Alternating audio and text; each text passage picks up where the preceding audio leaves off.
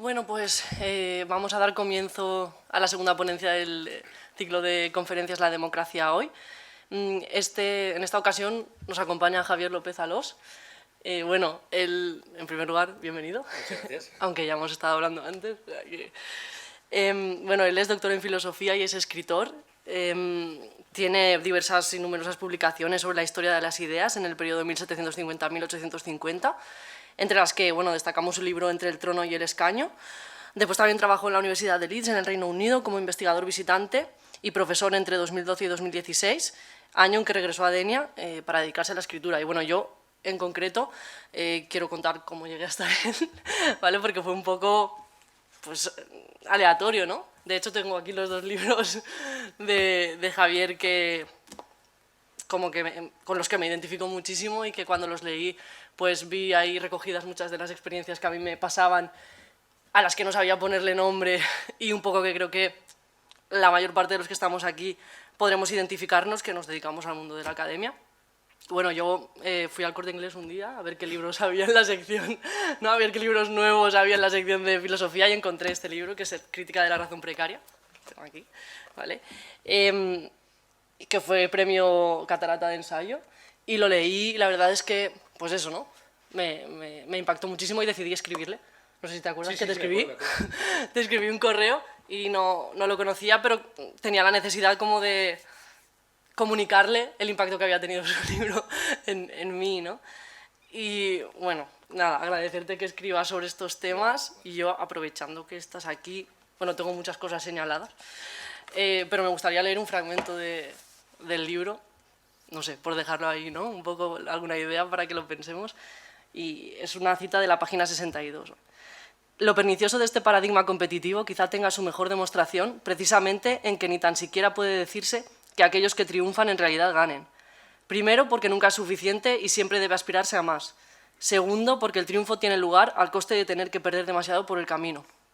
La prevalencia de enfermedades mentales, adicciones y suicidios en el ámbito académico y las artes, de los que no escapan personas consideradas profesionalmente exitosas, no es un asunto baladí. Bueno, yo creo que yo cuando leí esto me vi muy identificada también por toda la cuestión de la competitividad, ¿no?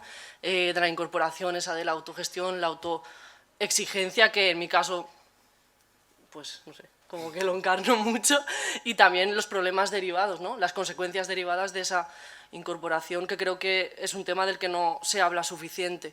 Y bueno, después en este otro libro que tengo aquí, que es el último que ha sacado Javier, que es El intelectual plebeyo, vocación y resistencia del pensar alegre, creo que es otra perspectiva como más que abre caminos para repensar todas las cuestiones sobre la precariedad en el mundo de la universidad y en el trabajo intelectual que tratas en Crítica de la razón precaria, y también como que me dio ánimo para ver que se puede hacer, ¿no?, academia de una forma diferente y que se puede volver a disfrutar de un trabajo que en principio cuando empiezas, ¿no?, o te quieres dedicar a esto es porque te aporta muchísimo en lo personal, ¿no? Y que a veces por el camino pues quizás pierdes esa motivación. Pero bueno, dicho esto, ya que es la parte más personal de la lectura de los libros de Javier que os recomiendo, si te parece te doy paso y ya me callo.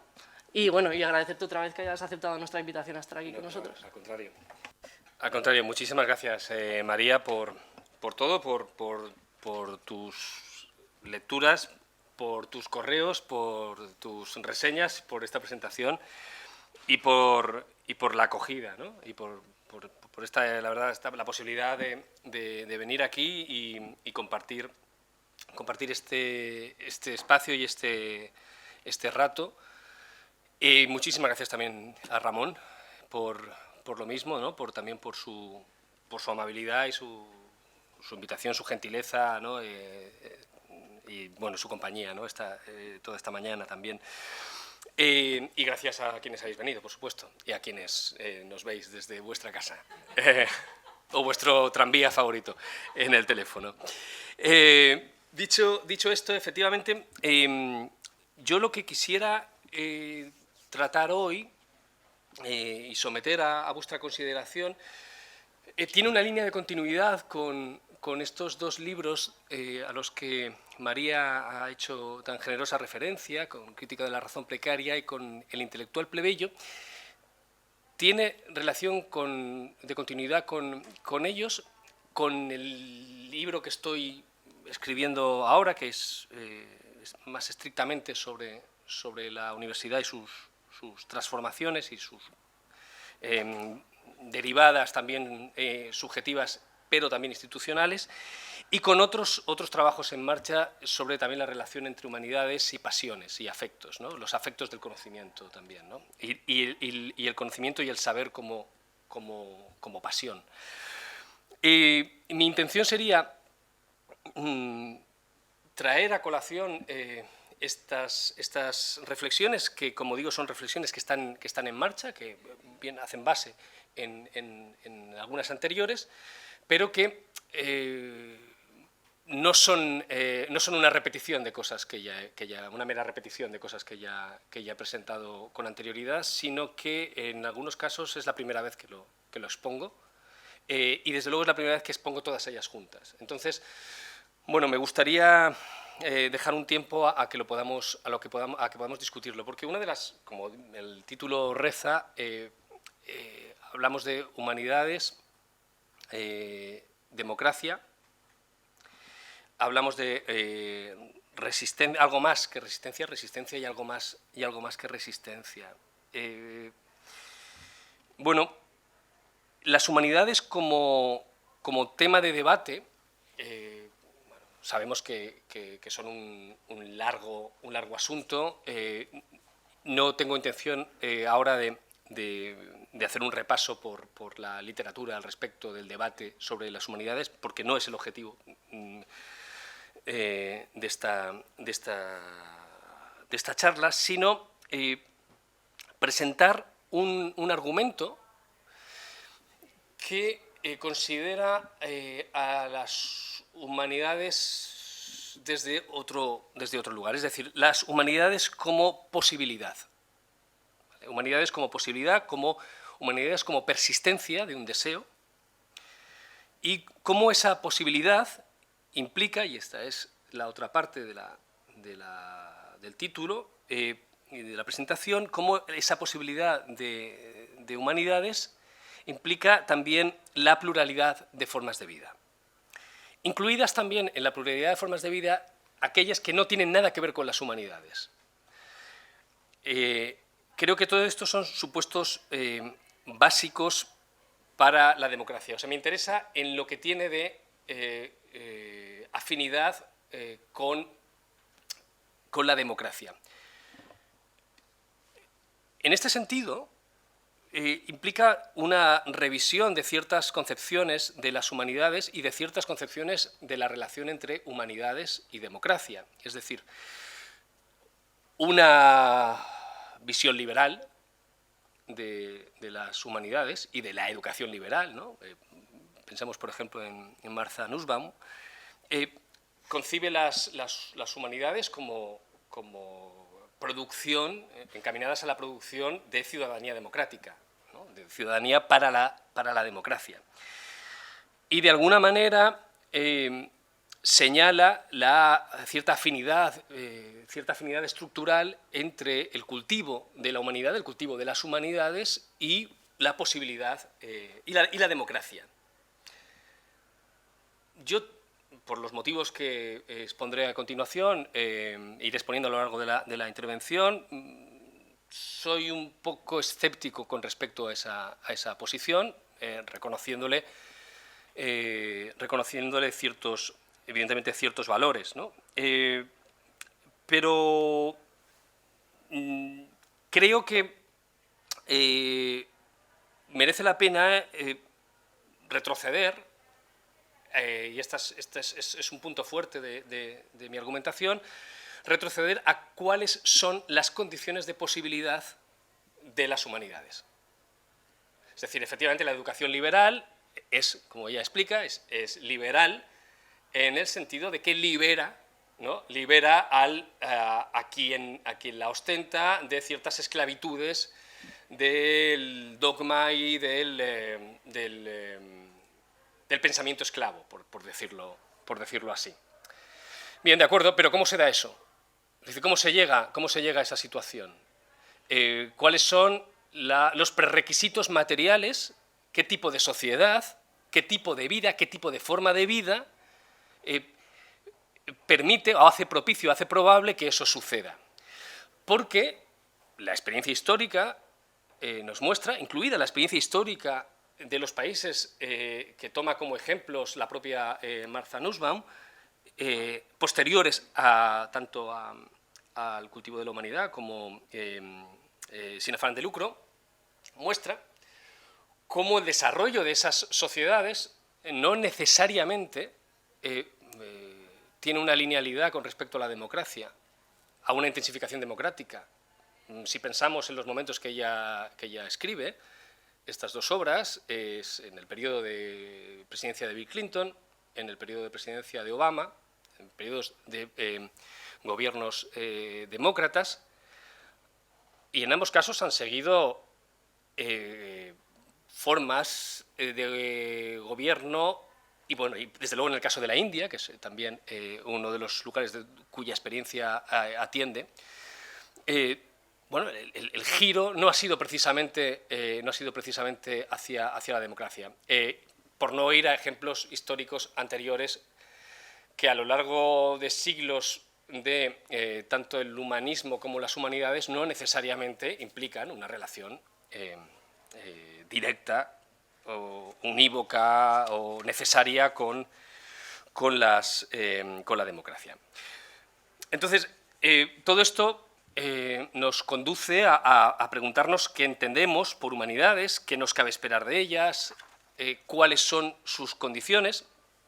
Yo entiendo que las humanidades significan, entre otras, una de las características que tienen es que significan una condensación de un conjunto de saberes y de prácticas de transmisión, de conocimiento. Hay un conjunto de saberes, hay un bagaje y hay una serie de prácticas asociadas a esa transmisión del conocimiento, de un conocimiento que tiene que ver, entiendo, con la memoria de lo humano, con el patrimonio y con la conciencia de continuidad histórica de las cosas que tenemos en común los seres humanos. El régimen de temporalidad, le voy a dar importancia a esta cuestión, cuál es el régimen de temporalidad actual de las humanidades, en un doble sentido. En primer lugar, las humanidades tienen que ver con el pasado, indudablemente, y el sentido de bagaje y de patrimonio lo expresan de una forma muy clara, pero entiendo, y en eso hay una vinculación y una lectura radicalmente política de lo que significan también la posibilidad de las humanidades están orientadas hacia el presente y hacia el futuro. Es decir, no significa exclusivamente una noción histórica, monumental, museística o de archivo, ¿no? o de un archivo en el que satisfacer curiosidades privadas, curiosidades personales o curiosidades que en un momento dado son privadas y personales pero que podemos compartir con otras personas y ponemos en común.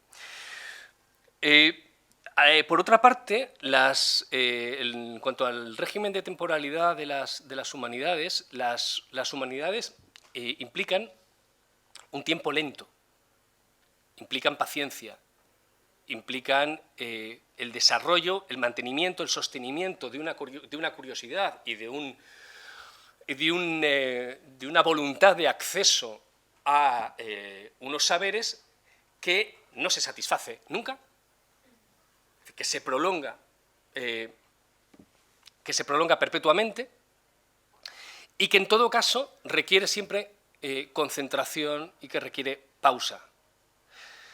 Esto, y ahora estoy pensando en la reseña que escribiste, por ejemplo, ¿no?, sobre The Slow Professor, ¿no?, y el manifiesto de los compañeros de Granada, ¿no?, de Slow Humanities, como esto requiere una serie de condiciones que no son condiciones exclusivamente formales, que son condiciones materiales. para que las humanidades efectivamente puedan llegar a dar cuenta de sí mismas y puedan llegar a ejercerse, no sean simplemente un desideratum o un requisito formal de cara a una vida política o una vida en público o una vida con el resto de la sociedad, ¿no? Las humanidades, al mismo tiempo, implican una racionalidad donde la libertad, donde la pluralidad y la no exclusión debieran ser centrales. Donde la curiosidad, la generosidad, la paciencia, el respeto, la confianza en la capacidad efectiva ya presente, no en la que va a desarrollar en el futuro, sino en la que ya, por el mero hecho de existir, ya tienen los otros, su capacidad y su sensibilidad y la inteligencia que presuponemos en los demás. Es decir, es partir de la igualdad también, de una igualdad de una igualdad que, aunque de modo social no se haya conseguido, pero sí es una igualdad de inteligencias, que diría Rancière, ¿no? Es decir, son valores que yo creo que encarnan la posibilidad de una transformación social, una transformación política, una transformación cultural deseable. Esto contradice una visión de las humanidades que pasa por darlas por sentado. Las humanidades como algo ya dado, ¿no? Como algo disponible que haríamos o nos contentaríamos con proteger, con promover, con cultivar. No estoy en contra de eso, pero creo que no es suficiente. Es decir, me parece muy bien proteger. Sí, claro, asegurar la existencia de algo es el primer paso para que ese algo pueda desarrollar otro tipo de vida, ¿no? Pero creo que me parece que la función de las humanidades, de unas humanidades críticas, implica también ser críticas de sí mismas. Y eso implica interrogarnos por su propia compatibilidad con la manera en que vivimos, con la manera en que esas humanidades puedan ser posibles y si son o no practicables e intervenibles por cualquiera. Es decir, unas humanidades que puedan ser objeto de intervención por cualquiera. Esto también, como se puede entender, interpela la revisión de una concepción de las humanidades donde existe una jerarquía en la que se decide que hay gentes que saben y que pueden, además, ejercer las humanidades, porque han alcanzado el derecho y el estatus que les permite ejercer las humanidades, y luego hay gente que habrá que educarla, sujetos pasivos que recibirán, en el mejor de los casos, parte de ese conocimiento, parte de ese acceso, ¿no? Se les abrirán las puertas y entonces, bueno, promoveremos que ellos puedan tener ciertos contactos y que sepan que todo esto existe. Pero casi sin cuestionar la exterioridad, el intrusismo, es casi como una invitación, es como una especie de invitación, ¿no? del que está fuera de las humanidades, del que está fuera, del que su vida se mueve en parámetros que no tienen nada que ver con esas variables a las que hacíamos referencia, con ese régimen de temporalidad al que hacíamos referencia, no está afectado de esa suposición de inteligencia, de esa suposición de capacidad, de sensibilidad, etcétera, pero que, sin embargo, se le permite, en un momento dado, entrar, pero no intervenir. O sea, puede usted ser espectador. Yo creo que si nos tomamos radicalmente en serio la idea de humanidades como patrimonio común, si es patrimonio común, entonces debiera poder ser disfrutado por cualquiera. Si es verdaderamente la idea de patrimonio, si es algo propiedad de todos, bueno, pues en principio cualquiera debiera estar en condiciones de poder disfrutarlo. Eso no significa que todo el mundo tenga que hacerlo. Por eso decía al principio también lo de las no humanidades. Es decir, las humanidades no pueden ser obligatorias. Es decir, no pueden ser obligatorias, por ejemplo, para una sociedad democrática. No pueden ser una condición esencial para una... es decir, pueden ayudar, son una herramienta, pero sabemos también que las humanidades pueden ser una herramienta para exactamente todo lo contrario. Es decir, las humanidades también pueden servir a la elaboración de discursos totalitarios. Y ejemplos podríamos encontrar desde la historia a la antropología, a la historia del arte, a la literatura, etcétera, etcétera, etcétera, ¿no? Es decir, en definitiva, los derechos de igualdad, de libertad, de propiedad, el derecho a la educación, no pueden ser, y esto va en sintonía, evidentemente, con una crítica a la concepción liberal, no pueden ser solo formales. Hay un componente material de los derechos que creo que debe ser atendido y sin el cual me parece que la reivindicación de las humanidades como derecho, vinculado al derecho a la educación, me parece que queda coja, queda desprovista de incidencia. Evidentemente uno de los temas fundamentales que nos obligamos a pensar cuando nos referimos a las humanidades está relacionado con la precariedad, obviamente, ¿no? Es decir, sujetos en situación de precariedad o en condiciones materiales de necesidad, que no necesariamente es lo mismo, tienen serias dificultades en el ejercicio o en el cultivo de las humanidades. Eso está precisamente porque la precariedad, una de las características de la precariedad es justamente la inestabilidad. Eso se da de bruces con esa necesidad de pausa, con esa necesidad de reflexión profunda, de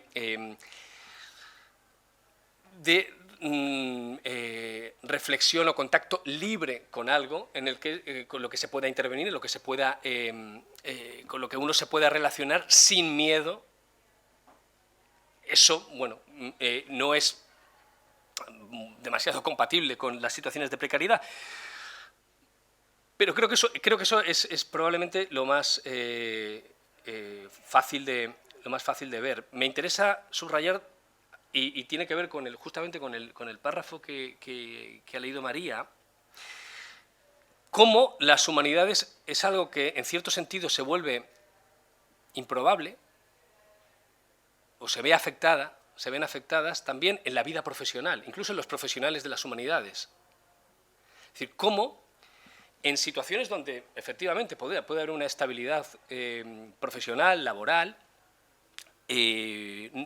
no una preocupación económica sustantiva, sin embargo, se hace muy difícil, y de ahí, por ejemplo, todo este movimiento, ¿no? del Slow Professor y del Slow Humanities. Es decir, es precisamente como ellos explican. Es muy complicado poder llevar a cabo un compromiso, una profesión de profesar con respecto a los valores y a los contenidos y a los objetivos de las humanidades y del estudio, si eso está atravesado del imperativo de rentabilidad, del imperativo de productividad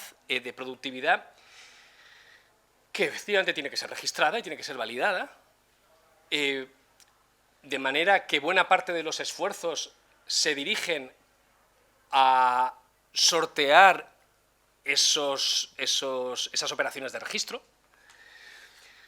La elección de los temas en muchas ocasiones viene también mediada por esas necesidades de continuar en el propio desarrollo profesional. Y fundamentalmente, y tiene que ver con también con lo que has leído, la pérdida de alegría que todo eso supone. Es decir, la pérdida, por así decirlo, la cosificación también de ese propio deseo, de esa moción de conocimiento, de aprendizaje y de transmisión. Eso queda atravesado por imperativos que responden a una lógica distinta, a una lógica, a una racionalidad que no pertenece a la de las humanidades. ¿Qué ocurre con eso? Es decir, con eso tenemos que pactar, con eso bien, vivimos, de alguna manera, vivimos todos, ¿no? Pero una de las cosas que a mí me interesa pensar es, y antes lo hablábamos, ¿no?, esta mañana, es cómo eso entra en conflicto, cómo pone en conflicto un ethos universitario, un ethos académico tradicional, un ethos también del conocimiento, del placer del conocimiento y el placer de la transmisión y el placer de compartir aquello que para ti es importante, y como lo consideras importante, se lo quieres trasladar a otras personas con las que te congratulas, porque también lo consideran lo suficientemente importante como para conversar contigo, para dialogar contigo y para completar tu visión de las cosas, y esto es lo que genera comunidad. Ese ethos entra en contradicción con un ethos de naturaleza que, por decirlo en una palabra que podamos utilizar como resumen, como síntesis, llamaríamos el ethos empresarial neoliberal, ¿no? De la competitividad y del producto, del resultado que pueda ser esgrimible, como un mérito que te acredite para poder continuar haciendo eso y aspirando a en algún momento tener el tiempo suficiente como para hacer aquello que querías hacer y que te llevó allí, ¿no? Creo que una de las cosas de las consecuencias más preocupantes de esta forma de funcionar es el estrechamiento de nuestros campos de interés, que no es exactamente especialización, es estrechamiento, es decir, porque la especialización parte de una idea general y entonces uno se especializa en algo concreto. El problema es que, y eso lo vemos desde los primeros momentos de la educación actual, cada vez lo que se llama la especialización es más temprana. Es una especialización sin haber transitado por la generalidad. Ergo, no es ninguna especialización. Es un estrechamiento, una reducción de complejidad, con vistas a ser más eficientes, quizá. Claro, esto de alguna manera vuelve, y esto en las discusiones sobre la filosofía y sobre las humanidades, creo que es importante tenerlo en cuenta cuando justificamos la pertinencia de las humanidades y de la filosofía como el tipo de saberes que nos permite relacionar otros saberes.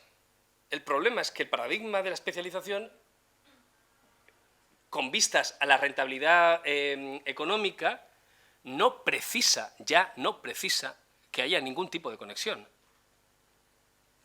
Y eso es lo que hace obsoletas, desde ese esquema, entendiendo el razonamiento, tratando de entender cuál es el razonamiento o reproduciendo, digamos, el curso de pensamiento que lleva a afirmar, a no entender cuando nosotros decimos, no, es que las humanidades o la filosofía conectan son herramientas que nos sirven para conectar, para comparar, pero no es necesaria, ya no es necesaria, desde el otro punto de vista ya no es necesaria porque está perfectamente compartimentado y son compartimentos estancos.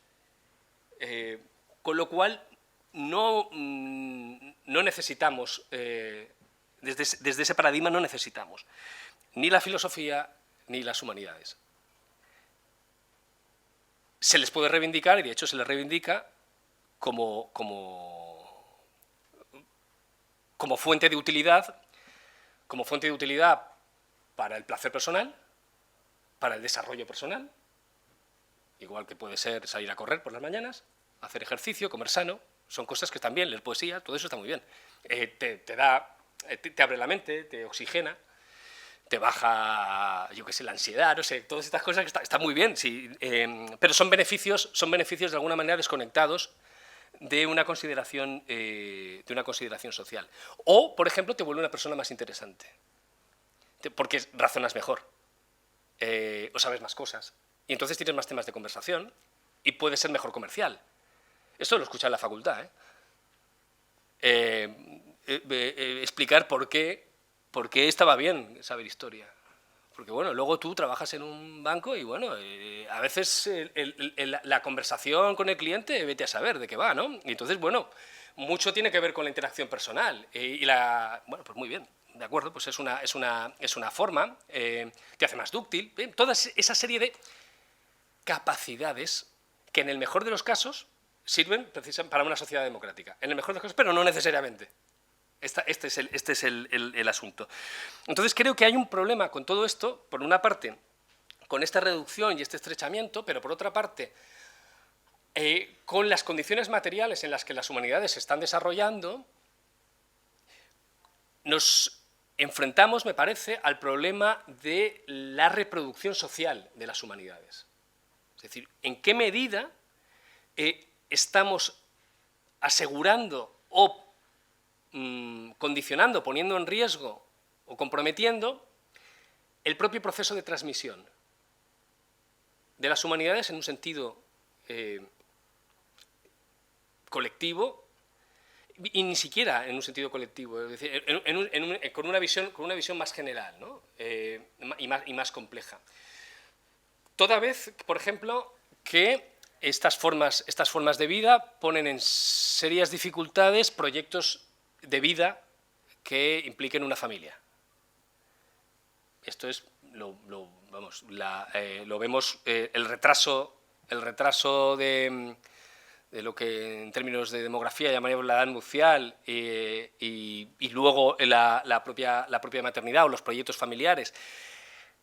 Luego, las necesidades también de orientar los estudios hacia saberes, hacia materias que tengan una mayor potencia, una mayor expectativa de rentabilidad.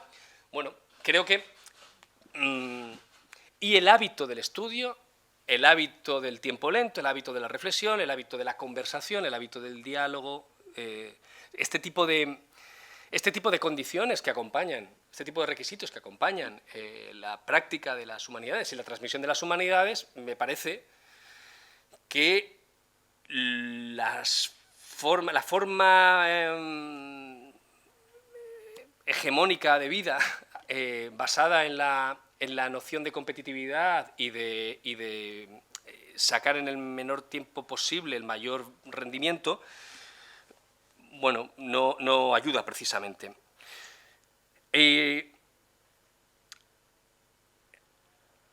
Hablamos, entonces, eso es lo que llamaríamos la experiencia del tiempo, ¿no? La experiencia del tiempo de las humanidades, o del cultivo de las humanidades, que como poco propicia. Esto, me interesa rescatar un pequeño artículo de Agamben, de hace unos pocos años, sobre el estudiante, sobre la vida del estudiante y sobre la noción de estudio, y la contraposición con la de investigación, ¿no? La investigación, tal y como está concebida, tiene mucho que ver con una planificación burocrática de una expectativa de resultados a partir de una acción de interrogación sobre un fenómeno o una serie de fenómenos. De manera que la investigación per se está vinculada al resultado. Y la investigación concluye cuando aparecen los resultados o cuando determinamos que los resultados no van a aparecer. Porque es imposible. Porque estaba mal planteada, porque se nos han acabado los fondos, por lo que sea, ¿no? No podemos sacar los resultados. Evidentemente, la investigación es necesaria, pero el problema es que las humanidades, dice Agamben, y en general los estudios universitarios han asumido el paradigma de la investigación por completo, independientemente de cuál sea el objeto. Y se ha abandonado la noción de estudio en su faceta de deseo, que se prolonga en el tiempo. Es decir, el estudio, también yo creo el estudio como un ethos, el estudio no termina nunca, a diferencia de la investigación. El estudio es lo que determina una forma de vida, condiciona, se convierte, se puede convertir, tiene la potencia de convertirse en una forma de vida precisamente porque no puede concluir. No se llega nunca a satisfacer. El estudio hace que uno nunca llegue a aprender todo lo que podría aprender. Y tiene esa conciencia de tener que continuar. A mí me interesa mucho rescatar esa idea de estudio como deseo. La importancia, y en ese sentido las humanidades también como deseo. Me parece que es fundamental. Me parece que es fundamental para poder pensar unas humanidades alegres, como pasión alegre, o relacionada con afectos, con afectos sanos. Y que creo que además está relacionada también con virtudes que son afines a la democracia. Creo que es muy difícil pensar en una democracia medianamente habitable si lo dominante son las pasiones tristes, si lo dominante es el resentimiento, es la sensación de agravio, la sensación de injusticia, y no solamente la sensación, sino la certeza de inequidad, de desigualdad, de injusticia epistémica, etc. Creo que una sociedad democrática es una sociedad y de unas instituciones democráticas son instituciones en las que todas esas cosas son menos probables. No desaparecen, porque no pueden desaparecer, pero son menos probables. Frente a eso, a lo que nos encontramos, y antes decía, ¿no?, que hacemos lo que podemos, ¿no? Nos encontramos ante dinámicas, lo que yo creo que son dinámicas mercantiles de adaptación muchas veces. Es decir, bueno, pues vamos a buscar fuentes de financiación, vamos a ver cómo conseguimos fondos. De hecho, incluso en nuestro propio lenguaje hablamos de cómo vendemos el proyecto, cómo voy a venderte la idea, ¿no? O me la han comprado. Hay una serie no solamente de terminología asociada a una lógica económica, sino también, evidentemente, una serie de comportamientos que son exigidos y, de hecho, están tan normalizados, forman parte ya de la norma universitaria, de la norma cultural, de la norma social, que ni siquiera necesitamos darle muchas vueltas, hay que hacer lo que hay que hacer. Es decir, esto funciona así, y si no estás de acuerdo con eso, pues tú verás. Es decir, bueno, eso no tiene nada que ver con la libertad, entonces. Y por otra parte, es muy difícil, y yo eso también lo hablo en estos libros, cuando lo que rige y lo que preside todo esto y lo que atraviesa todo este paradigma es el imperativo de supervivencia, la idea de supervivencia. De hecho, hablamos de los proyectos de investigación como proyectos vivos o proyectos muertos, incluso. Hay un paradigma, hay toda una biologización de la actividad profesional que, a mi modo de ver, es bastante preocupante porque revela precisamente esa disposición, esa necesidad de asegurarte la supervivencia en competencia abierta con todos los demás. Claro, esto es perfectamente comprensible y perfectamente asumible. Es decir, no lo critico desde un punto de vista moral. Es decir, no me interesa si fulanito o menganita se comportan más o menos así. Esto me parece que no llevaría a nada, ¿no? Lo que me interesa es como dinámica. Y lo que me interesa es precisamente en cuanto a la dificultad para sustraerse a ese tipo de lógicas. Y cómo al mismo tiempo, y ese es el punto, cómo eso genera insatisfacción. De ahí esto, ni siquiera quien tiene éxito puede decir que haya ganado. Da igual. Por eso la dificultad, ¿no?, de la alegría. Incluso cuando las cosas te van bien. Cuando obtienes, es decir, el coste ha sido tal, o el reguero de sacrificios en uno mismo y en otros es de tal calibre que ya no hay posibilidad de alegría, ni de goce, ¿no? Entonces, hay una extinción del deseo. Si solamente se trata de sobrevivir, no hay deseo. Y si no hay deseo, es muy difícil, si no hay ese componente erótico en el ejercicio del saber y en el proceso del saber, es muy difícil una relación con el otro. Yo creo que la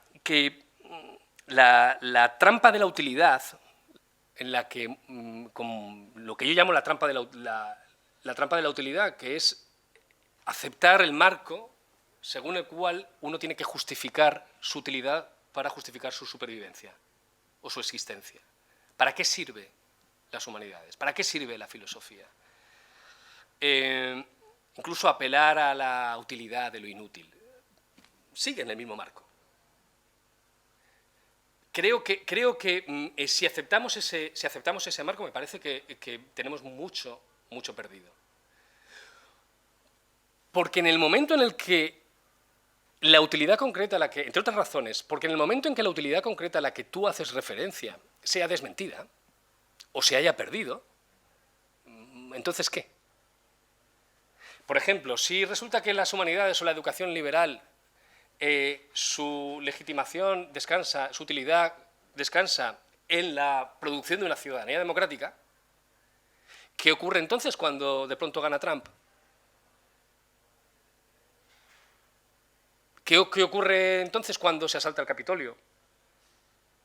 Es decir, ¿qué ocurre entonces cuando destacados humanistas legitiman todo eso?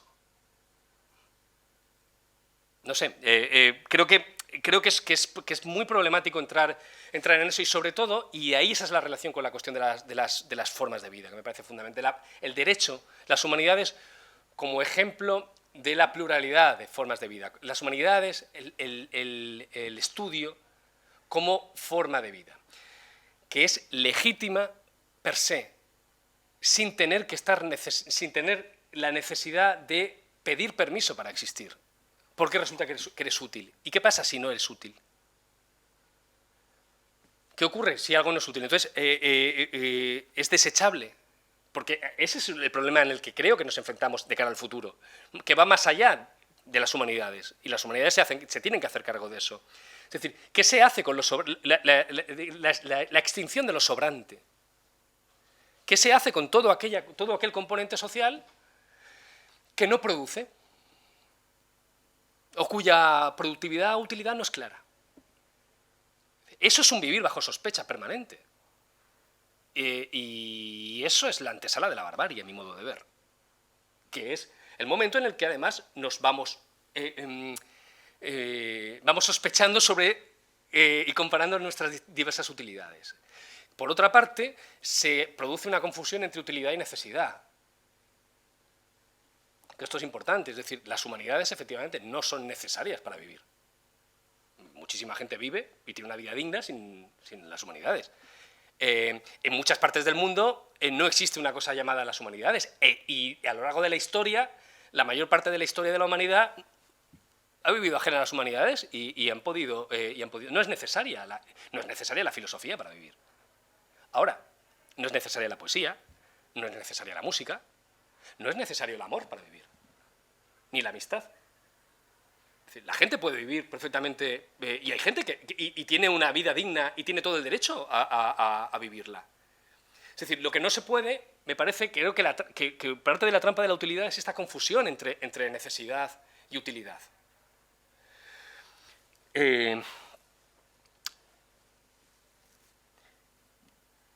Creo que cuando se habla de la crisis de las humanidades, algo también que deberíamos preguntarnos es ¿de qué es síntoma? ¿De qué es síntoma esto? El sintagma, ¿no? Crisis de las humanidades. Yo creo que hay, y también, sobre esto, bueno, creo que son cosas en las que podremos coincidir muchas personas. Hay una pasión triste muchas veces en la idea de crisis de las humanidades. Hay un conjunto de pasiones tristes, ¿no? Hay nostalgia, ¿no? Crisis de las humanidades. Entonces hay una nostalgia de unos supuestos tiempos felices donde las humanidades no estuvieron en crisis, donde las humanidades eran florecientes. Hay una suerte de melancolía, ¿no? Y una suerte de resentimiento, porque eran los buenos tiempos en los que, bueno, se hacían cosas serias y cosas de verdad, y donde la gente sabía, no como ahora, porque ahora la gente no sabe nada, porque ahora los estudiantes son unos paquetes. No como antes, ¿no? Antes sí que verdaderamente... Ahora bien, ese antes, lleno de temas serios y de gran calidad y de gran altura, bueno, ¿cuál era su relación con las minorías, por ejemplo? ¿Cuál era su relación con determinado... ¿Cuál era el corpus de las humanidades? Es decir, hay buena parte de este resentimiento de los defensores o de los que llaman a la crisis de las humanidades, que ahora ya no merece la pena nada, ¿verdad? Porque ya esto no es lo que era, que tiene que ver con a mi modo de ver, tiene con la inclusión y con un cambio de escenario, con un cambio de agenda, efectivamente, pero que entienden como una intromisión. Es decir, ¿qué es esto de que los estudios de género entren? ¿Qué es esto de que los estudios de género entren en las humanidades? O la perspectiva de género. ¿Qué es esto que la perspectiva colonial entre? ¿Qué es esto de que haya estudios de raza? O sea, como si, por ejemplo, elementos como la sexualidad, el género, la raza, la religión, no fueran importantes en lo humano y en el desarrollo de la historia de lo humano. Pero eso son vistos como temas menores que vienen a alterar ese escenario, ¿no?, de unas humanidades prístinas que dominábamos, normalmente señores de provecta edad, que ahora, bueno, lamentan todo este follón, también esta politización de las humanidades, curiosamente, como si la reivindicación de la neutralidad no fuera política. Es decir, la naturalización, como si las humanidades fueran un hecho natural. Y la definición de un campo de estudio y disciplinar no estuviera atravesada de decisiones políticas e ideológicas. O resulta que solamente son decisiones o posiciones ideológicas y políticas aquellas que dicen, bueno, tal vez deberíamos introducir esto, como si viniera ya dado, ¿no? Por eso hablo al principio de la importancia de la intervención, de la posibilidad de intervención por parte de cualquiera, y no como un coto cerrado, como un cuerpo dado, ¿no? Las humanidades como algo, como un patrimonio casi de uso reservado, ¿no? Me parece que hay una especie de melancolía sin duelo, por así decirlo, ¿no?, por parte de quienes hablan de la crisis de las humanidades, porque habría que ver con qué lo comparan, ¿no? Bueno,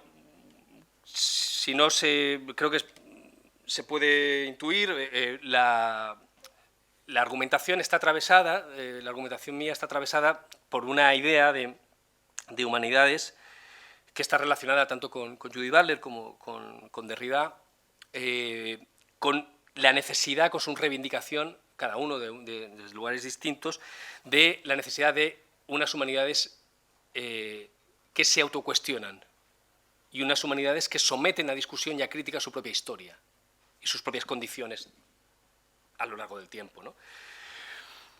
Y una que relacione, ¿no?, con Derrida, que relacione la libertad, la verdad y el derecho primordial a decirlo todo. Para mí esto es fundamental, el derecho primordial a decirlo todo, lo cual no significa ningún relativismo, es decir, no significa que todo sea igualmente verdadero. El derecho a decirlo, sí. Esto sí que es universal, el derecho a decirlo todo. Luego ya veremos eso que dices, cómo se somete y cómo se relaciona con la verdad. Judith Butler insiste, y me parece una observación para mí fundamental, en la pregunta por el otro, en las humanidades, como en la pregunta por el otro, a partir también de la fragilidad, a partir de la conciencia de fragilidad de uno y la conciencia de fragilidad también del otro, y cómo eso configura y acompaña la búsqueda también de un sentido. Si eso se tiene en cuenta, evidentemente condiciona un tono, hay una idea del otro. Hay una idea del otro que está teñida también y señalada por la propia conciencia de fragilidad que nos une.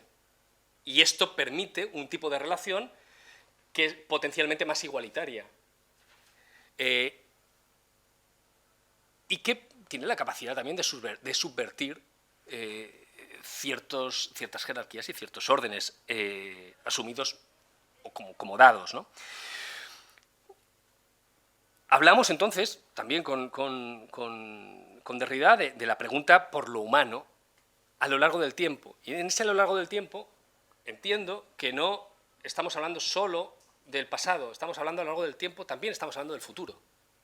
Son las humanidades en la pregunta por lo porvenir. Las humanidades porvenir, igual que la democracia porvenir. Eso es preguntarse también por sus exclusiones. ¿Cuáles han sido las exclusiones? ¿Cuáles son las exclusiones? ¿Qué no podemos permitirnos excluir en el futuro de las humanidades?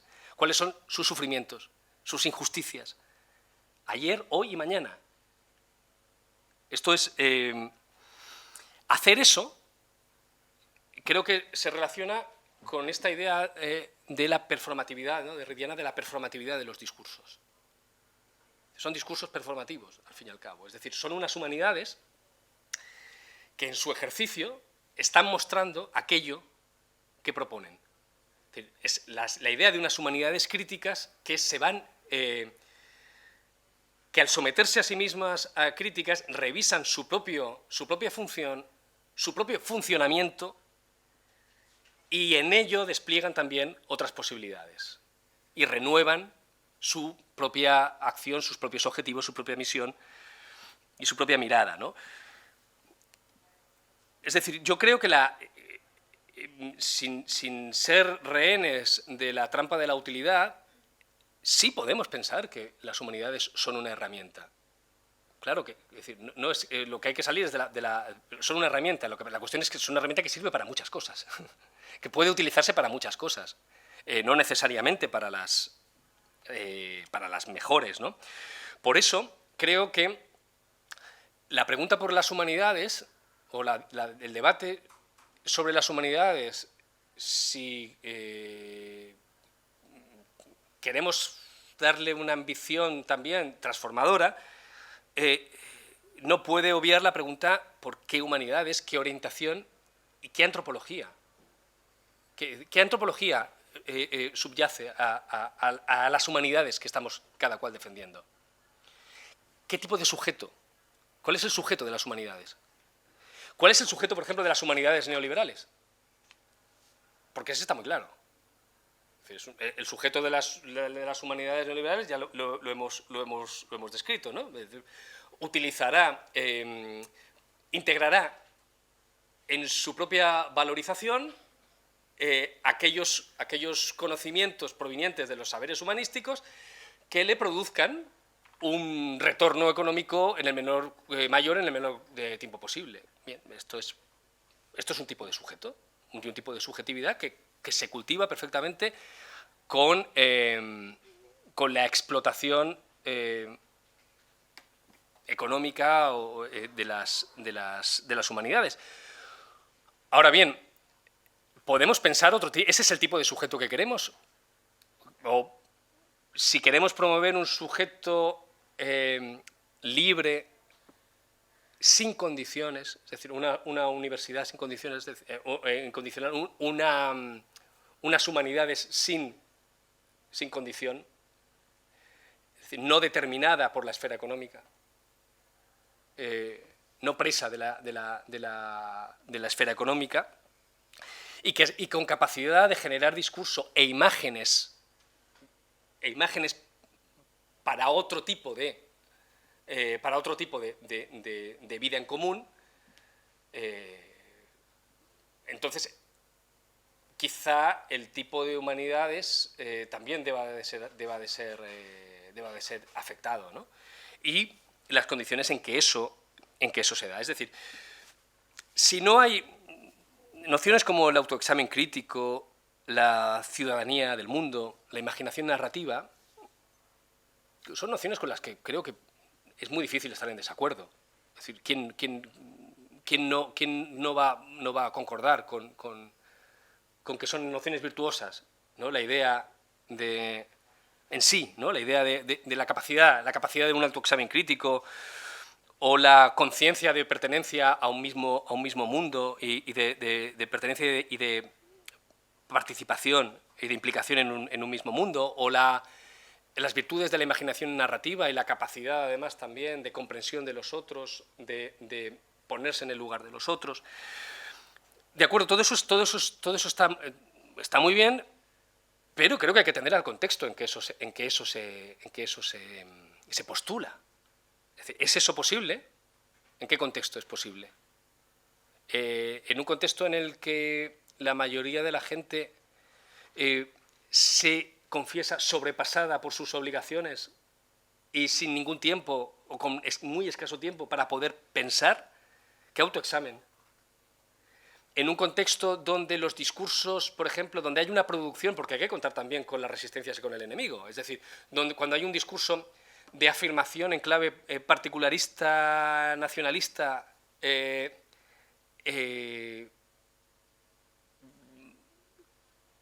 ¿cómo se conjuga eso? ¿Cómo se concilia con la promoción de la ciudadanía del mundo?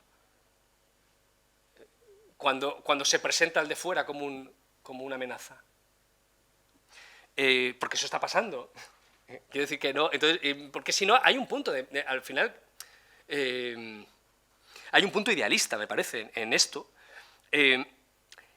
y una ilusión de autonomía, creo. Creo que hay una ilusión de autonomía de las ideas. Es decir, como si tuviéramos la capacidad de autodeterminar nuestras ideas. Como si nuestras ideas no fueran el resultado de la interdependencia y de la fragilidad, de la vulnerabilidad, de la interacción, y la interacción, pero ojo, no la interacción dialógica exclusivamente, la interacción muchas veces inconsciente, ¿no? y un montón de factores ambientales que no son lingüísticos. Entonces, esto, si no se considera, me parece que se cae, me parece. Entonces, yo, en lugar de humanidades como preparación o como cultivo de capacidades, yo lo que defendería, en suma, serían unas humanidades como posibilidad real, como algo material, como posibilidad material efectiva, concreta, de relación con el tiempo y de relación con las propias capacidades ya existentes, es decir, con aquello que haces de tu inteligencia, y de tu sensibilidad, con la libertad para dedicar tus capacidades y tu tiempo a aquello que consideres. Esa posibilidad efectiva. No las humanidades como algo que te posibilitará llegar a algo, sino las humanidades como condensación de ciertas condiciones de vida que permite que, entre otras cosas, entre otras muchas cosas, si quieres, tengas la libertad de dedicarte a eso. A cosas que no están enfocadas a la supervivencia inmediata. A cosas que no están enfocadas a la reproducción biológica de ti y de tu día a día, de tu jornada, a ver si llego a mañana. Creo que eso tiene que ver con la libertad. Y creo que eso está relacionado con una forma de vida en común y con una organización de tipo social y político que llamaríamos democracia, en un sentido bastante más radical que el mero apelativo formal, ¿no? Es decir, es establecer la relación o intensificar la relación o tomarse profundamente en serio la relación entre las humanidades y lo común. Entender las humanidades como un bien público, transhistórico, que debe estar al alcance de cualquiera. Y un tipo de vida en el que el deseo no está vedado por la racionalidad y por el imperativo económico. Es decir, el deseo, todos nuestros deseos están vedados por muchísimas cosas, entre otras, por la presencia de los otros, ¿no? Pero que la mayor parte de los deseos, o que deseos como el deseo de estudio, tengan fundamentalmente, o aquellos deseos más vinculados a lo desinteresado. Es decir, que el cultivo de lo desinteresado esté vedado por lo económico me parece seriamente preocupante. Es decir, lo desinteresado ni siquiera aparece como posibilidad si no se integra en el circuito, o salvo que uno se inmole, o lo haga como sacrificio, pero es decir, a costa de uno. En definitiva, las humanidades como pregunta por las condiciones de posibilidad bajo las que pueden tener lugar distintas formas de vida. Escapar a la coacción de la ratio económica, a esta idea, ¿no? O te pliegas a la ratio económica o te extingues, desapareces, quedas completamente excluido. O pasas por el aro y te conviertes en un sujeto de rendimiento, o estás fuera. Quizá habría otras formas de vivir también. Es decir, a mí lo que me preocupa es el aspecto coactivo de esto. Y una disyuntiva que me parece que es violenta. Es decir, no hay otras posibilidades, no hay formas de vida que puedan ser legítimas y dignas, que no pasen por la autoinmolación en un sentido, o bien como sujeto de rendimiento, o bien porque te conviertes en un paria. No hay otras formas. Creo que ahí es donde las humanidades pueden convertirse en un discurso performativo en el derecho a una vida libre, ¿no? En su relación con el derecho a una vida libre, porque implican un régimen temporal distinto, una proyección de la propia atención y de las propias capacidades a temas que uno considere y aspectos y asuntos y de formas que uno considere libremente. Implica un régimen temporal distinto, donde además la participación política en condiciones de igualdad es posible. Es decir, sin tiempo, y esto lo sabemos desde Aristóteles, sin tiempo no hay participación política posible. Y participación política no me refiero necesariamente a la militancia, sencillamente a algo tan básico como el poderse informar, a una información, a un conocimiento más o menos aproximado o que uno integre como responsable de la situación de la polis.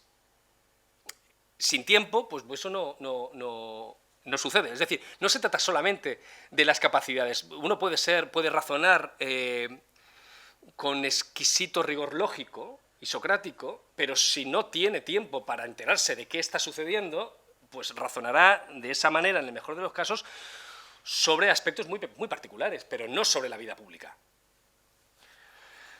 Creo que esto es algo más que resistir. Es decir, esto es algo más que vamos a proteger las humanidades como un bien que no nos o vamos a trincherarnos aquí que no nos muevan, ¿no? Eso es creo que es una resistencia crítica, ¿no? Habla también, Derrida habla de persistencia crítica, ¿no? Frente a lo dogmático y frente a los poderes que limiten la democracia por venir. Entonces, en definitiva, y para acabar, una relación con el estudio como pasión alegre. Y yo creo que esa es también la posibilidad de las humanidades, y esa es la profesión de fe que articula también verdad con conocimiento, ¿no? Verdad y saber. Una profesión de fe con la que uno puede comprometerse también alegremente, ¿no? Es las humanidades como pasión, en definitiva. Y aquí lo dejaría. Gracias.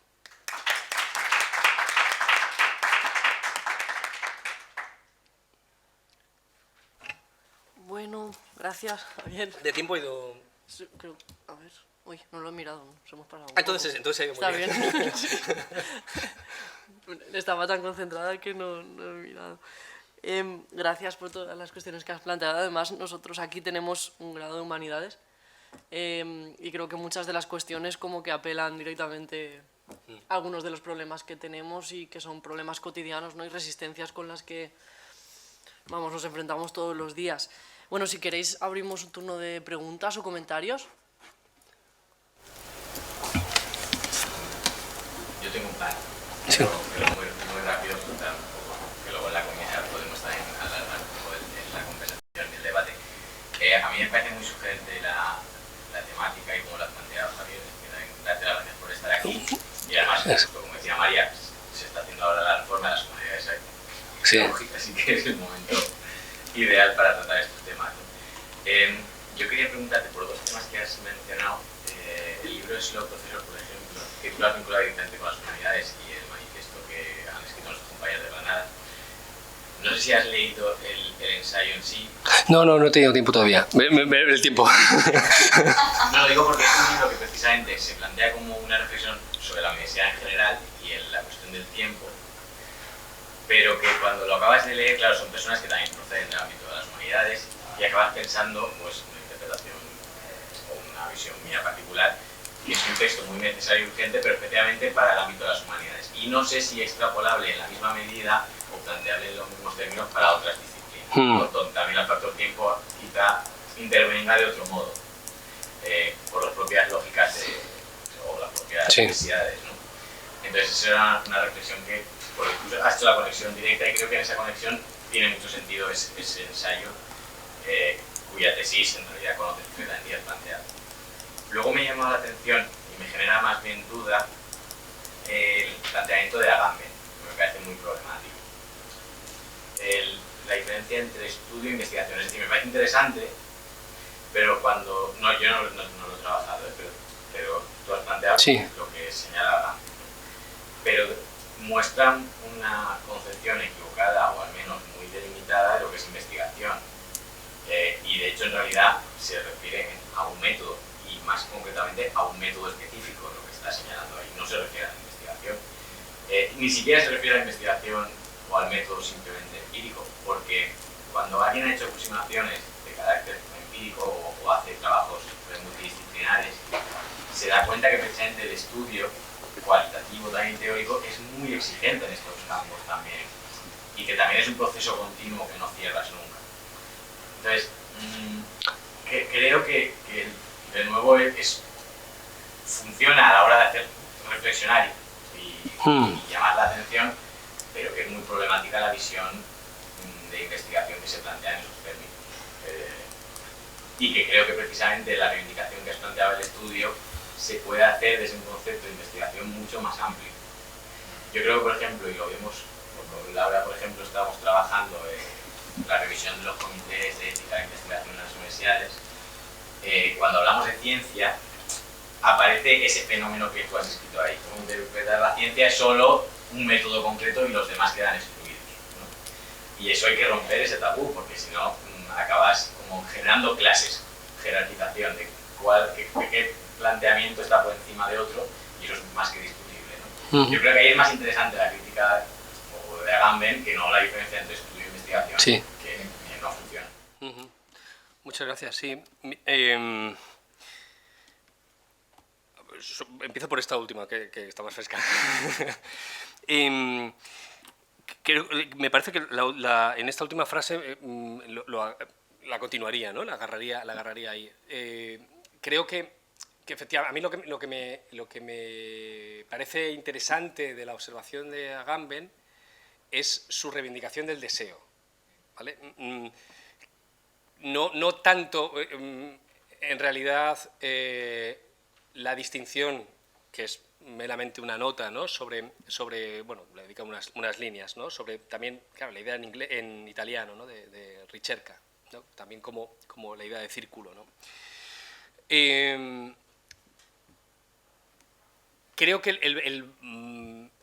el valor fundamental tiene que ver con eso, ¿no? con la idea. Y yo creo que en realidad parte de una intuición, aunque creo que tienes toda la razón, es decir, no es del todo preciso, ¿no? Sobre todo que hay formas de investigación que son distintas, y hay formas de entender la investigación que pueden ser distintas y que de hecho son distintas, pero creo que básicamente él denuncia el hecho de que las humanidades hayan asumido formas de aproximación al conocimiento que tienen que ver más con las metodologías de las ciencias, de las ciencias duras o las ciencias experimentales, que con la propia tradición humanística. Creo que ese es fundamentalmente el punto de... Entonces, a partir de ahí, quizá fuerza la comparación, ¿no? Y es perfectamente posible que el deseo también se dé en el investigador, afortunadamente, claro. Si no, tendríamos un serio problema, ¿no? Y que además, que el investigador esté atravesado también por el deseo de estudio. Y de hecho, también hay investigadores en humanidades y que pueden ser perfectamente, que pueden coincidir incluso con la vieja figura de la persona sabia, ¿no? Y con ese ethos. No es incompatible una cosa con la otra, ¿no? Y con la cuestión también relacionada entre las otras disciplinas y el tiempo, creo que es muy relevante también la pluralidad de temporalidades.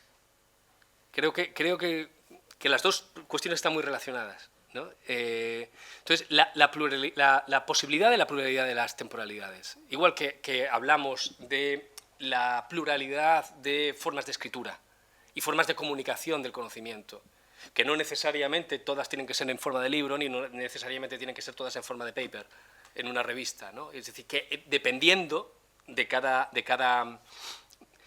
disciplina, requiere, por sus especificidades, efectivamente, claro, si estamos investigando un método determinado en biología o en farmacología o lo que sea, que necesita ser desarrollado rápidamente, pues eso tiene una temporalidad que es distinta a una investigación en semíticas. Y eso hay que tenerlo en cuenta. Lo que nuevamente, el problema que hemos tenido, o que tenemos muchas veces en humanidades, sabemos que es que se ha trasladado los ritmos y las temporalidades de la investigación aplicada a la investigación humanística. Y claro, eso no tiene ni pies ni cabeza. Y de la misma manera que aceptamos, y es perfectamente... Y es que tiene que ser así, aceptamos que en un artículo de físicas firmen 8 personas, sería muy extraño que en un artículo sobre Cervantes y la gitanilla escribiéramos 14 personas allí. Esto no se entendería, porque claro, cada disciplina tiene sus propias... Pero, curiosamente, ¿qué ocurriría si hiciéramos al revés? Es decir, que si ahora obligáramos en ciencias a que escribiera una persona su artículo, solamente una persona, se resentiría muchísimo, ¿no? Con la temporalidad, sin embargo, sí que ocurre. Entonces, yo creo que hay que reivindicar, y en esto de la reivindicación en general de la pluralidad de las formas de vida y de las formas de investigación, y en general la pluralidad de las formas de estar, no excluye el individuo que quiere ser hiperproductivo, que lo sea. Es decir, no es que a nadie le vayan a cortar la mano. Quien quiera, pero que no obligue, que no sea esa la manera en la que uno tenga que justificarse, que tenga que justificar su existencia. Y creo que esta cuestión del tiempo es muy importante en eso, ¿no? También. Bueno, enhorabuena. Gracias. La verdad que ha sido un placer, después de hace un par de años haber leído Crítica de la razón precaria, que además lo leí por los propios requerimientos de la tesis junto con Crítica de la situación turística, es decir, que me zampé los dos y me parecieron los dos que se estimulaban el uno al otro, ¿no? Me estimulaban mucho a mí. Te voy a hacer las preguntas muy concretas y bueno, como estamos en compañeros, sí, ¿no? Para enseñar las cartas, yo hice una tesis sobre la aceleración social. Entonces todo este tema de la temporalidad realmente es un tema que me interesa, ¿no? Es súper complejo además. Y a mí, sobre todo, pensando cuando me leí el libro, me vine aquí con ganas de, digo, si se da la situación para charlar sobre la cuestión de la pasión. Es un tema que veo que es recurrente, ¿no? No puedo decir en tus escritos, porque me leí uno de ellos, creo que ahora tengo más también para leer. Por sintetizarlo y ser analíticamente más claro. En primer lugar, sobre el tema de la temporalidad, he visto que, bueno, que además está metido en este tema también, veo que tú reivindicas ese tipo de pluralidades, de temporalidades, ¿no?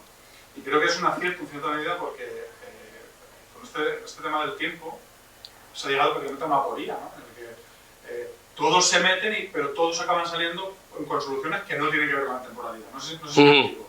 Es decir, pasa mucho como con San Agustín, ¿no? El tiempo sabe lo que es, pero cuando tienes que decir qué es, incluso dentro del libro de Slow Professor, a mí me parece fantástico el libro, excepto el título, ¿no? Porque ellos mismos, claro, reconocen que la lentitud per se no es una solución. Claro. Entonces, en ese sentido, entiendo que todo esto que propones de las formas de vida también arrastra, como tú has dicho ahora mismo, ¿no? O requeriría toda una pluralidad de temporalidades. Pero vamos con la cuestión de la pasión, porque es la que me interesa. Al menos individual, a mí me sirve para pensar. Si no recuerdo mal, en aquel libro, en Crítica de la razón precaria, que decías, tienes una percepción quizá más negativa posible de la pasión, ¿no? Básicamente que la proponías como un motor para la acción o algo así, ¿no? Es decir,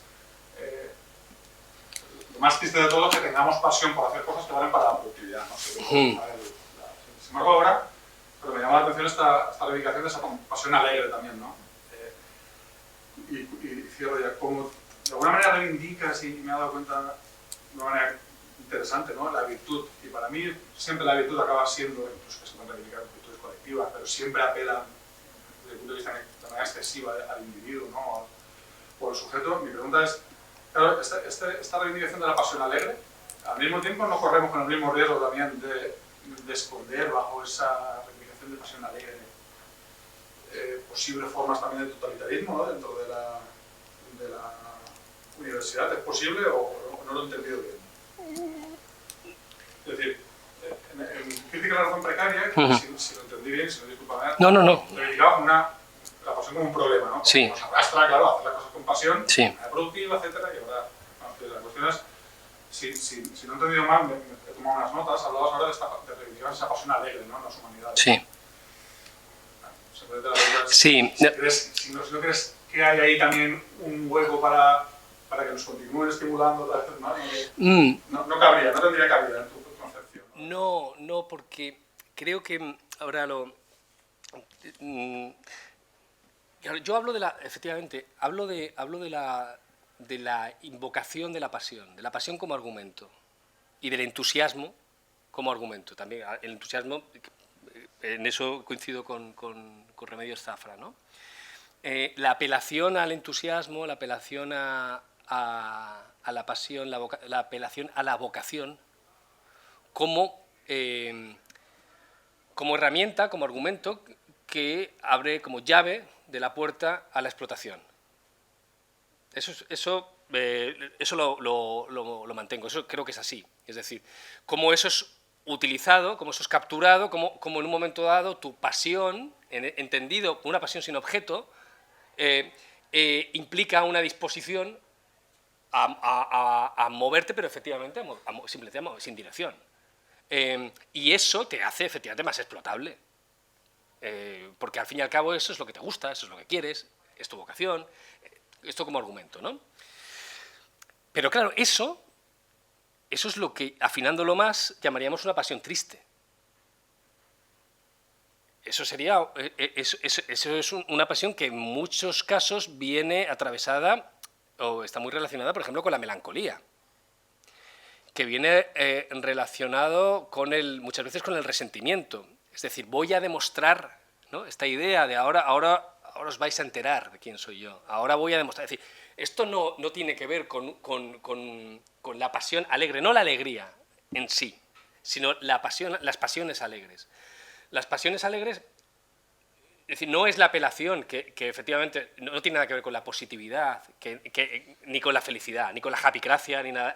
Al contrario, no es una idea mía, la japicracia está relacionada en realidad es una pasión triste.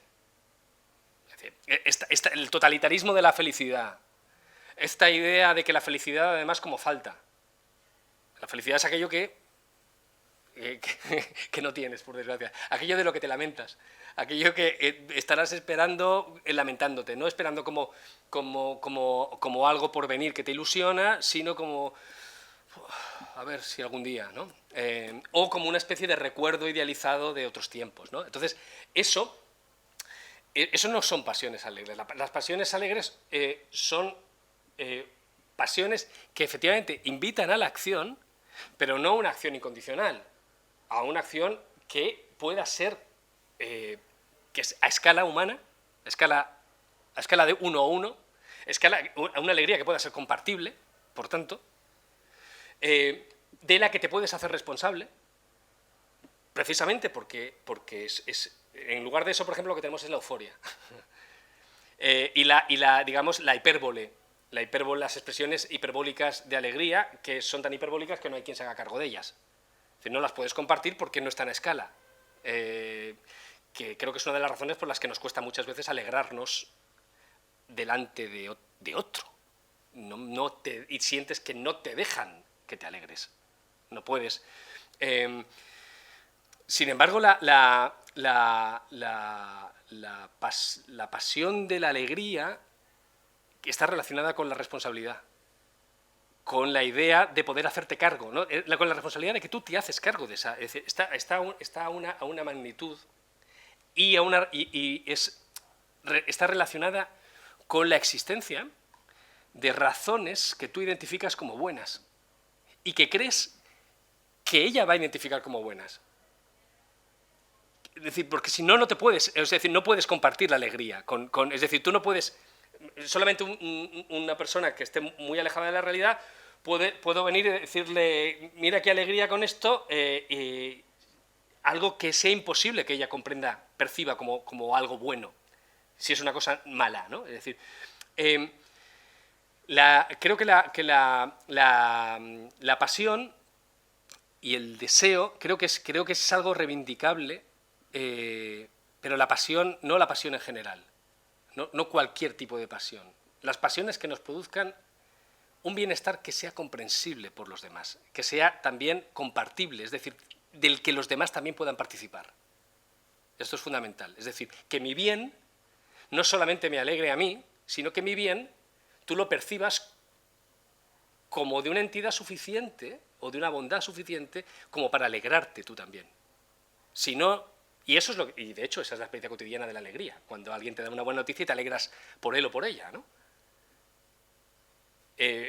Y en ese sentido hay actividades que nos proporcionan, que su cultivo nos puede proporcionar alegría, pero que evidentemente en determinadas condiciones se puede producir exactamente lo contrario. Lo que nos produce es profunda melancolía porque no somos capaces de hacerlo, porque no nos permiten, porque es frustración, porque no llegamos, porque no estamos a la altura, porque estamos compitiendo, porque estamos recelosos, porque, etcétera, etcétera, ¿no? Pero claro, evidentemente yo estoy completamente de acuerdo contigo con el peligro del totalitarismo de la alegría como estado. Es decir, la alegría como estado no. Sí, que está a nivel psicofísico muy básico, ¿no? Eso es. Que nos mantiene todo el día como... No, claro, no. No, porque ese sería un tipo de alegría precisamente irresponsable, es decir, inconsciente. No, o sea, no consciente de sí mismo. No puede, ni irresponsable porque no puede dar cuenta de sí. ¿Por qué estás alegre? Ah, no sé. Eso sí, entonces mal. Entonces no. Pero incluso estoy alegre porque estoy produciendo. O sea, Sí, claro, sí. Claro, exacto. Sí. Publica sus Sí. momentos de euforia, sus papers, ¿no? Sí. Eso, ahí lo que está revelando es un momento a nivel de alegría, a nivel psicofísico básico, pero que intenta mantenerse prolongadamente. Porque, claro, Justo, pero tú ahí lo has dicho, eso sería ya euforia. Es decir, eso está muy relacionado, la euforia sí que está... La euforia, he escrito hace poco algunos artículos sobre esto, ¿no? sobre la euforia como la alegría, o sea, la sana alegría, la diferencia entre sana alegría, que es más en los términos de Spinoza, ¿no? como pasión alegre, y la euforia como alegría insana del neoliberalismo. Es decir, la alegría que está vinculada a la pulsión de productividad y que constantemente necesita reproducirse y que finaliza con el agotamiento, hasta que no puedes más, plas, y caes. Ese es el ciclo, ¿no? Es un ciclo también maníaco-depresivo, al final. Es decir, hiperproductividad y ¡pum! Y ya no puedes. Te recuperas y otra vez, y otra vez. Y entonces solamente obtienes una sensación de bienestar que nadie comprende, que es muy difícil que sea compartido, también por la magnitud y por la sensación de omnipotencia. Eso se da eso solamente en los periodos de máxima producción. La dopamina. Claro, al final es eso.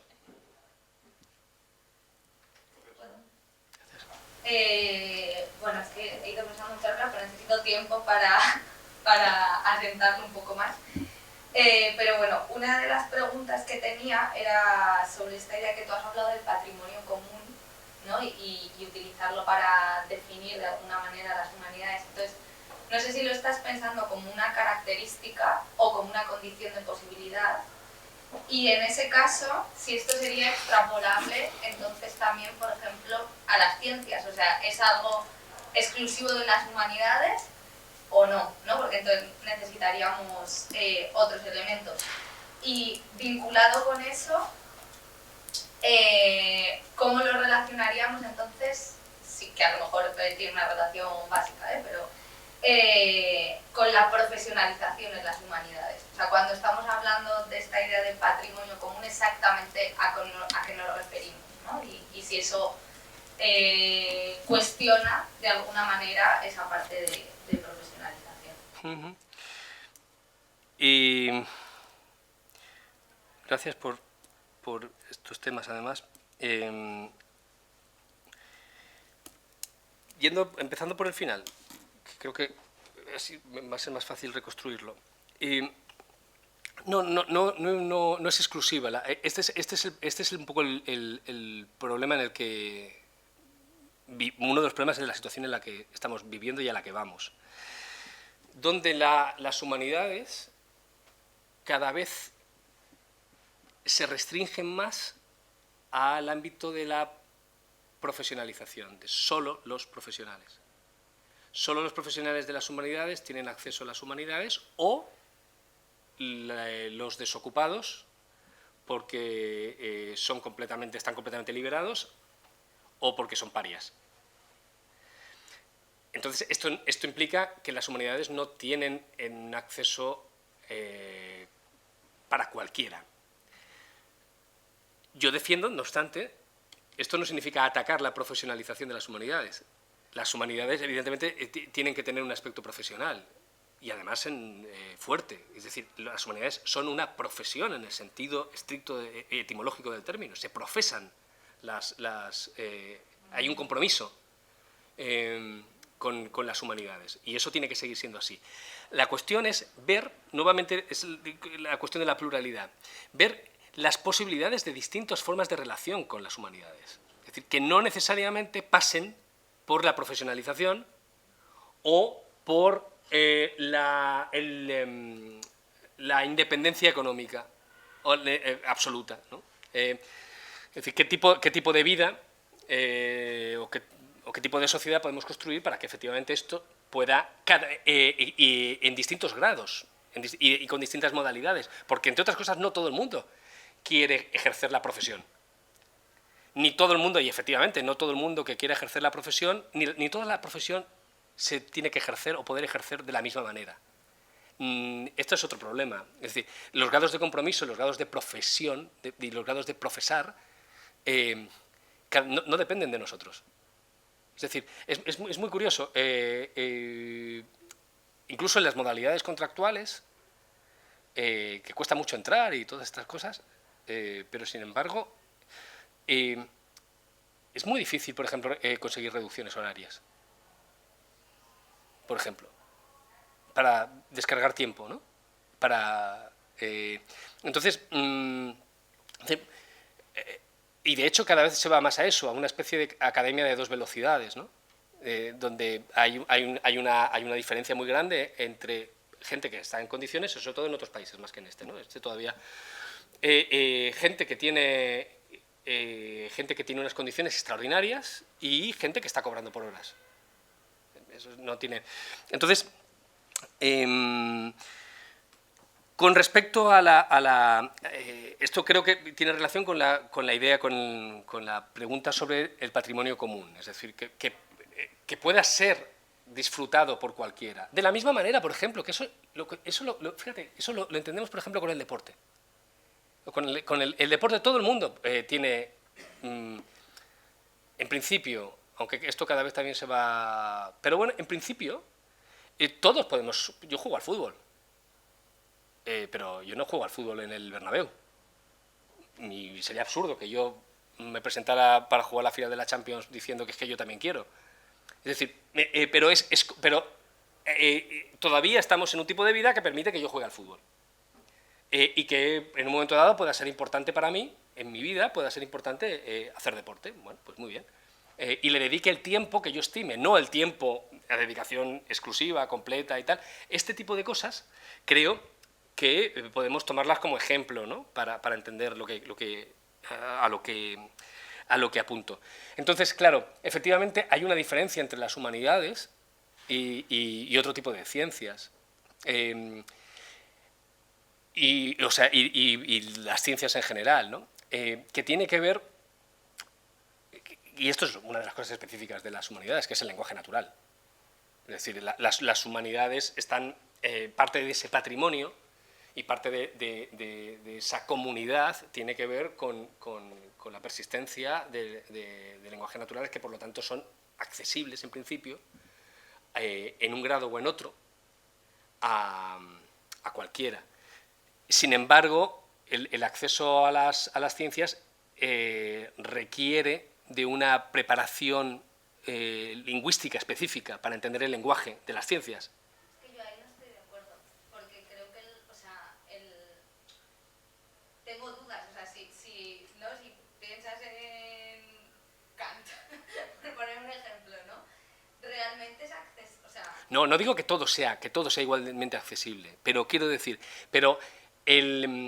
que alguien, por ejemplo, sea capaz de ponerse delante de un Tintoretto y apreciar eso, o pueda leer a Cervantes, o a Lorca, o la historia de Roma, esto, en principio. Luego hay otros niveles de complejidad. Que le vaya a sacar, o que sea capaz de poner en escena Hamlet, esto es otra cosa. Que pueda hacerte un comentario de la crítica de razón pura, esto es otra cosa. Pero frente a la lectura de un documento sobre biología, de un artículo sobre biología, o la explicación de un fenómeno físico, esto, o una ecuación, aunque sea una ecuación sencilla, requiere otro tipo de conocimientos intermediarios para poder, y de lenguaje específico para poder entender eso. A eso es a lo que me refiero. No que no haya niveles de complejidad y que todas las ciencias sean igualmente complejas o todas las humanidades no lo sean. No me refiero a eso.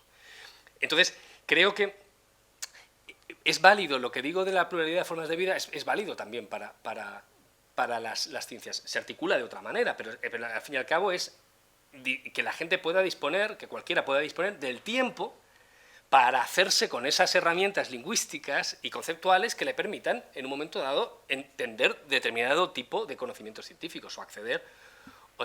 Es más difícil que los produzca, porque también las ciencias tienen una organización social diferente, ¿no? Os lo sabéis mejor que nadie, ¿no? Es decir, funcionan a otra escala, ¿no? No a la escala que puede funcionar el de sujeto aislado, ¿no? En un momento dado, de trabajo individual. Hay otros componentes, pero creo que la pluralidad la idea de pluralidad de formas de vida, o la promoción de pluralidad de formas de vida de una sociedad donde sea eso posible, obviamente implica también la del cultivo de las artes, también, por ejemplo, lo cual no significa que uno vaya a estar en una orquesta, por mucho que le guste, pues ya veremos. Pero sí que puede acceder a una educación, por ejemplo, y tener tiempo para eso. Porque es muy importante esto, para mí, quiero insistir mucho en eso, en disponer del tiempo para eso. Es decir, a veces pongo ejemplos también con respecto a las artes, ¿no? No tiene que ver con la capacidad o con el... O sea, ahora el énfasis que se nos pone constantemente es además como si viviéramos todos en exento, ¿no? Entonces como si tuviera que ver la idea esta del talento, ¿no? Y de la capacidad y de los... Como si no influyera la cantidad de horas que tú le puedes dedicar a eso, ¿o no? No, es que yo le pongo mucha pasión, sí, pero si la pasión le puedes poner todo lo que quieras, pero si no tienes tiempo... o por ejemplo no tienes la capacidad como para ir a Barcelona o a París al curso de especialización con el maestro que te va a tal, pues bueno, pues sí, tocarás y yo, ojo, y creo que esto está muy bien, es decir, me parece que esa es otra de las cosas, justamente para salir de esa lógica competitiva, es decir, creo que es necesario que cualquiera tenga en su vida el tiempo suficiente como para tocar el piano sin aspirar a ir al Palau de la Música, para jugar al tenis sin pretender ser el Alcaraz, etcétera, etcétera. Es decir, o escribir poesía sin querer ser Pessoa. Es decir, que no hace falta. Sin que sea productivo.